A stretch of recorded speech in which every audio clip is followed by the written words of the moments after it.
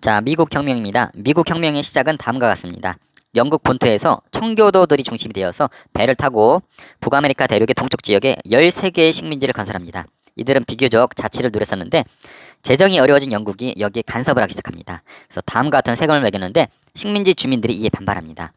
대표 없는 곳에 과세 없다는 표현을 쓰면서 반발을 하는데요. 이 말이 뭐냐면 영국 본토에 이 식민지 사람들의 대표가 있지 않기 때문에 대표가 없는 곳에 어떻게 과세, 세금을 때리느냐라고 반발을 했었습니다. 그래서 충돌하는 것이 보스턴 차 사건입니다.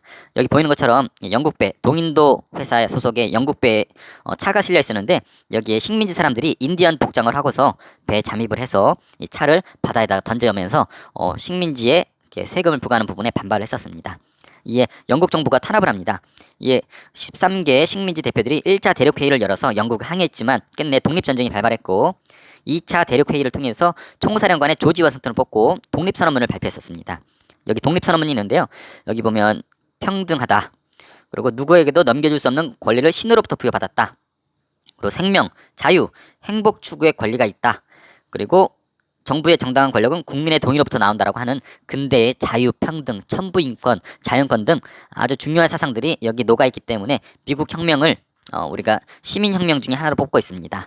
보통 시민혁명은 부당한 왕에 대해서 저항한 거였는데 미국 혁명은 부당한 왕이 아니라 부당한 영국의 간섭에 저항을 해서 일어났기 때문에 혁명이라고 부르는 부분이 있습니다. 그래서 전형적인 시민혁명은 아니지만 혁명과 비슷하게 취급을 하고 있습니다. 자, 초기에는 식민지 대표들이 밀렸습니다. 하지만 유럽이 지원을 해주면서 식민지가 승리를 거두게 되고 영국은 파리 조약을 통해서 미국의 독립을 승인하게 됩니다. 이것을 우리 역사에서 미국 혁명이라고 부르고 여기에 13도 대표들의 어떤 사인들이 있게 됩니다. 그래서 이 독립선언서 이 사진 알아두기 바라고. 그리고 미국의 성립입니다. 아메리카 합중국이라고도 부르죠. 여기 미리 써놨지만 USA라고도 합니다. 미국의 헌법, 새로 나라가 제정되면 헌법을 마련하게 되는데 연방제, 주권제 및 삼권 분립을 담고 있습니다. 연방제라는 것은 13개의 식민지를 시작을 했는데 13개의 식민지 주가 자치를 누리고 하나의 나라로 묶여있다라는 이런 의미를 말합니다.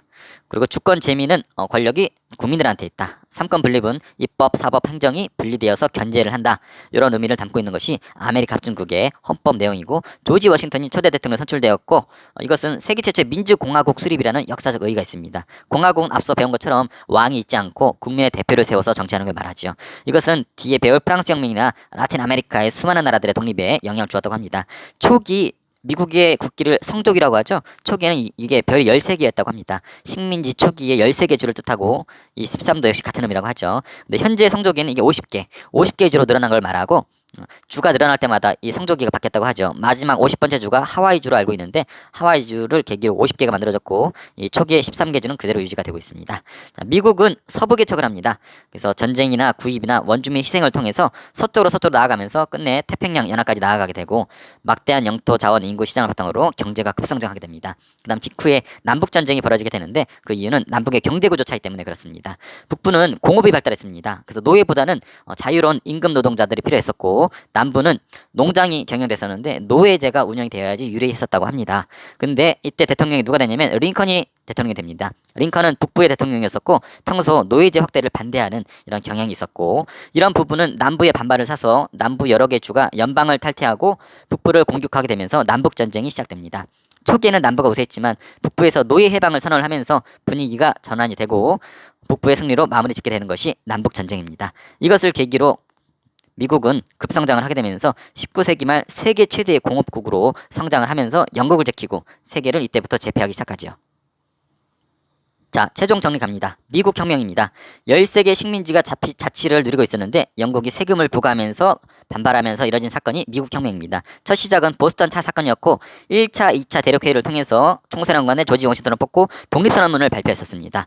그래서 유럽의 지원을 받고 승리를 거두면서 파리 조약을 계기로 미국이 독립하면서 미국 혁명이 이뤄지게 됩니다. 여기서 혁명이라 하는 이유는 여기 독립선언문에 담고 있는 평등, 생명권, 자유권, 행복 추구권, 주권, 재민, 요와 같은 부분이 핵심 가치가 시민혁명에서 다루는 혁명적인 요소와 같다고 하기 때문에 미국 혁명이라고 부릅니다. 그래서 탄생한 것이 아메리카 합중국이고 요와 같은 헌법을 담고 있고 조지 워싱턴이 초대 사령관이 되었고 초대 대통령이죠. USA라고 부릅니다. 그래서 성조기도 이렇게 바뀌었고 세계 최초 민주공화국이라고 하면서 다른 나라에 영향을 많이 끼쳤습니다.